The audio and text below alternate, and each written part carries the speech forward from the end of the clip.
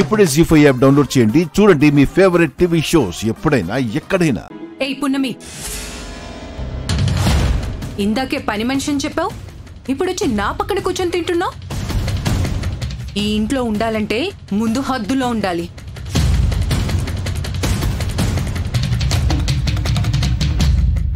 నీకు నచ్చినట్లు ఉండాలంటే అది ఈ ఇంట్లో మాత్రం జరగదు. ఇది మా కుటుంబ సభ్యులు కూర్చొని తినడానికి ఏర్పాటు చేసింది, నీలాంటి పని వాళ్ళు కూర్చోడానికి కాదు. అదేంటి జాబిల్లి అట్లా మాట్లాడుతున్నావు? పున్నమి అమ్మ నారాయణమ్మ వల్లే కదా నువ్వు ఇంటి వారసురాలు అయ్యావు. అదే నారాయణమ్మే కదా నిన్ను ఇంటికి వారసురాలుగా తీసుకొచ్చింది. ఏంటి కొండమ్మా, ఈ ఇంటి వారసురాల్ని ఈ ఇంటికి తీసుకొచ్చింది, అందులో నారాయణమ్మ గొప్పే ఉంది.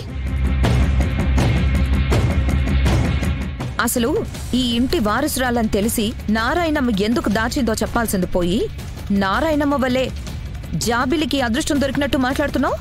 ఈ సోదంతెందుకు? పున్నమి లే ముందు.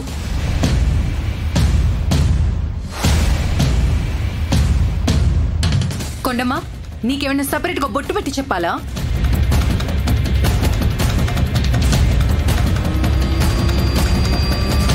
వెళ్ళక్కడ కూర్చోండి. ఆగు పున్నమి. జాబిలి, ఎందుకు ఇలా బిహేవ్ చేస్తున్నావు? ఇవాళ రాజమాత అంకుల్ ఇలా నీ ముందు కూర్చొని ఉన్నారంటే దానికి కారణం ఈ పున్నమియే.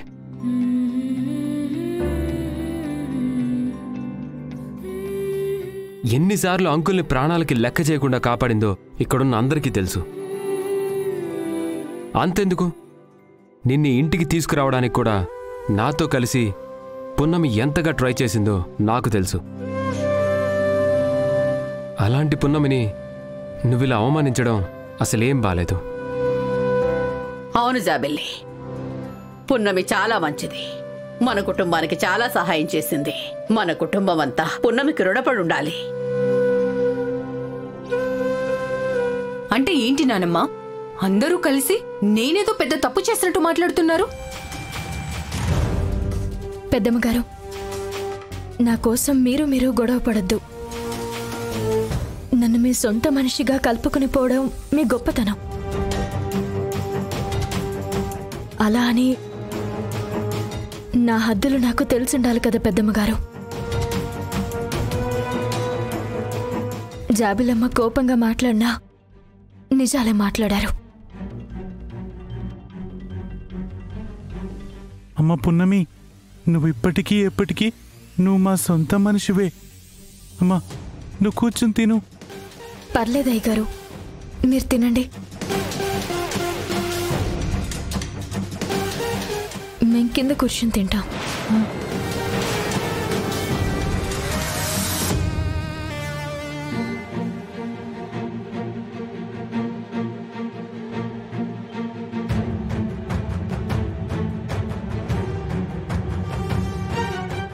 జీ5 యాప్ డౌన్లోడ్ చేసి అన్ని ఎపిసోడ్స్ పూర్తి ఉచితంగా చూడండి.